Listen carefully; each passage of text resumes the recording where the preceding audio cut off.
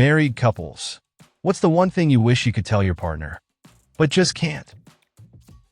Story 1. That I hope I die first, and think or assume I will.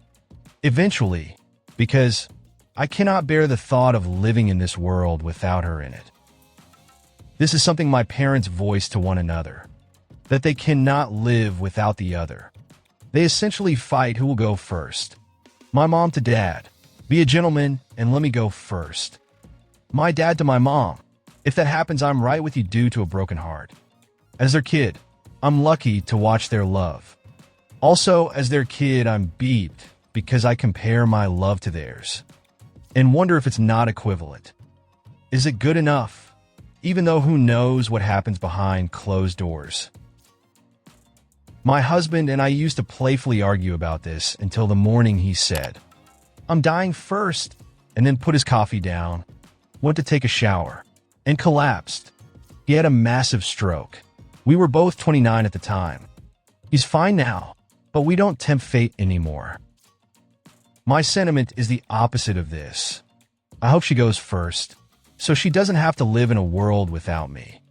I want to spare her the pain of losing me. We can't live without each other. I don't want to put her through burying me. Story 2. I'm not disappointed in you. You're disappointed in you. And I can't solve that for you. Had a girlfriend like this.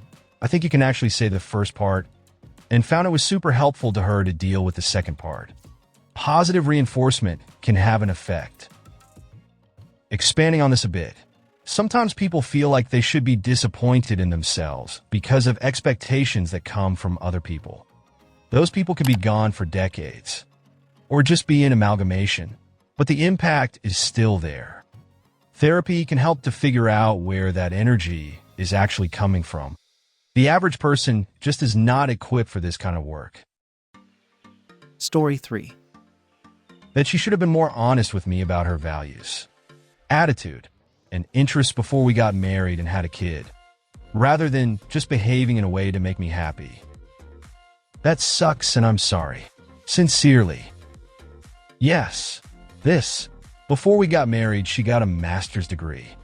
We had explicit conversations about the fact that this was a shitload of debt, and confirmed the fact that she would work full-time. As soon as we got married, she told me that she refused to work, and had no intention of ever working. So now I'm stuck paying 2 houses worth of debt for her degree. This is just one of the many things that have hid from me, and did a 180 on after we got married. We have kids together, so unless I want to be a 2-week-in-a-month dad, I'm stuck in a shitty marriage. Okay, I say this as a divorced dad 6 years ago, with a kid who was taken advantage of by his now ex-wife. I was the primary breadwinner, did most of the household chores, and found out she had been having an affair for years with all that free time while I was working. There are worse things than being alone. Your wife's behavior, as you describe it, is dishonest and manipulative. Marriage is intended to be a partnership with roughly equal effort from both spouses. It should spark joy. If you are in the United States, it is likely you will get 50% custody. You would be amazed at how this impacts quality time, when you don't have to talk the wife into every activity. You can just take the kids and go. It is very freeing and allows you to spend more quality time with your children. I have a great relationship with my child because I put the effort in. The ex not so much. As long as you realize or act on the fact that effort is the language of love, you will pack more quality time in the compressed period. The debt will likely be split between the two of you, but lawyers may be able to argue the student loans. It is worth checking, especially since those loans are in her name. Child support to your wife stops at the kid's 18th birthday, versus supporting your wife until the day she dies. Alimony is usually time-limited as well, and where your wife has a master's degree, it would likely be short. Story 4. I wish you could say no to your parents. It's going to kill you from stress. This one you should tell them. I go further. You need to tell them. If the situation were a grown-up, married, person has problems to distance themselves from the parents, and it causes problems. The issue is deeper, and your partner needs support to develop a working relationship with their parents. And if that means more distance, that is where help to go there is needed. My boss used to do anything and everything for her aging mother. Her mother was mean to her and constantly demanding she take time off work to run mundane errands for her. She tried to say no, but she just couldn't. She used to tell me, "Carnival Bear, my mother is going to kill me." I wasn't sure if this was in jest or not, as she was never smiling when she said it. Just a little over a week before Christmas, she died of a massive heart attack. Her mom died the next day. It was and is extremely tragic. Her husband is completely devastated to the point we haven't had a funeral yet. He can't get it together. Completely understandable. Tell your partner. Show them this story. Story 5. Stop ordering so many damn packages. I read this as pancakes. This depends entirely on what they're ordering. My partner and I both work full-time and have 2 kids. Somehow, only through the virtue of being female, from what I can tell, am lumped as manager of the household. He came to blows about all my spending and all the packages. So I flipped and opened them up. Cleaning products, a new mop, a lunchbox for his son, because his old one was knackered. Dog food X2, the only one our hound isn't allergic to as it was on offer. 2 work shirts he told me that he needed. WD-40 for our sliding door, etc., etc. Yes, it's a lot of packages, but hey, I work full 10-hour days. So beeped if I'm going to go shopping after that when I already need to get groceries. And am the household cook as bloody well. And B, these are things I have found cheaper online. Maybe one of every 5 deliveries, there's something actually for me.